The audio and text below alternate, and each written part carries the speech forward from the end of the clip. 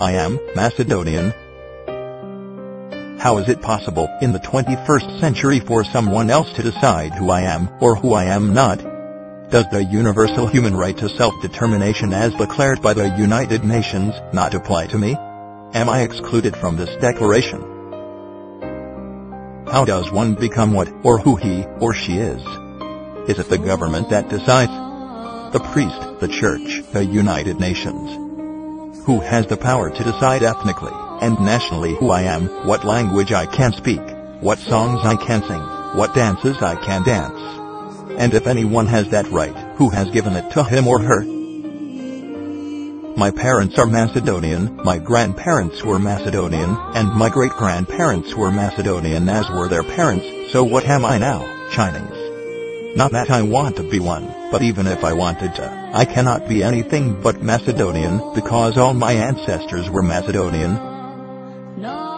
In the beginning of the 20th century, my ancestors struggled to free themselves and Macedonia from the grip of the Ottoman occupiers, as did the other nations in the Balkans.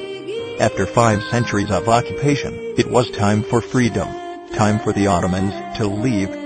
The spirit of freedom was felt everywhere, and blood was spilled to achieve it. Unfortunately, freedom to the Macedonians did not come easily, in spite of their effort. Not to Macedonia, and not to my ancestors. One tyrant was replaced by 3, and instead of gaining its freedom, Macedonia was again occupied and divided. Worse than before, in addition to losing their homeland, Macedonians now lost their identity, and forcibly were made into Serbs, Bulgarians, and Greeks. The struggle for the Macedonian name, identity, and language became, and 100 years later, is still a burden to all Macedonians, and a shame for Greece, Bulgaria, the EU, and the United Nations, who still insist on their non-existence. My ancestors fought hard for their identity, nation, and country Macedonia, but obviously not hard enough, because they did not understand the power of politics, and were naive enough to trust their neighbors, to have their best interest in their hearts, when hundreds of thousands of them joined in the fight against the Ottomans, to first free their neighbors, and then their own homeland Macedonia. Macedonians believed in a united Macedonia, and a Macedonia for Macedonians. Their neighbors, however, had different ideas.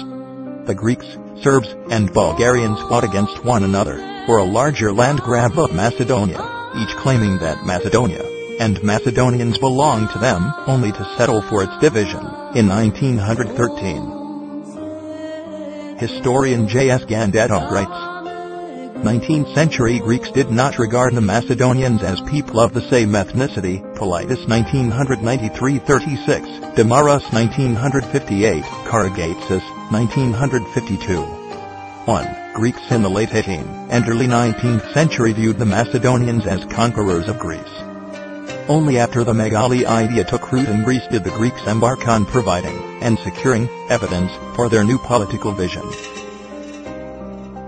The great powers of the time, particularly England, France, and Russia, decided to condone Macedonia's division, in accordance with their interests, instead of relying on justice, democratic principles, or human rights. It was easy for them to offer the new Balkan states something that did not belong to them, instead of standing up for justice, decency, human rights, and democracy. This is the shame of Europe. Europeans made a great mistake in the 20th century, and Europeans must fix it now. Serbia, to its credit, begrudgingly, but nonetheless, gave back its 1913 portion of the spoils to the Macedonians, to whom it belongs. Bulgarians and Greeks are still holding on to more than 2/3 of Macedonia. All 3 committed ethnocide, and, yes, genocide, since they acquired Macedonian territories in 1913, but Greece and Bulgaria continue to do so to this day. Yes, even today Macedonians in Greece and Bulgaria are forbidden to use their language, sing their songs, and freely express their ethnic identity, even though both countries are members of the European Union.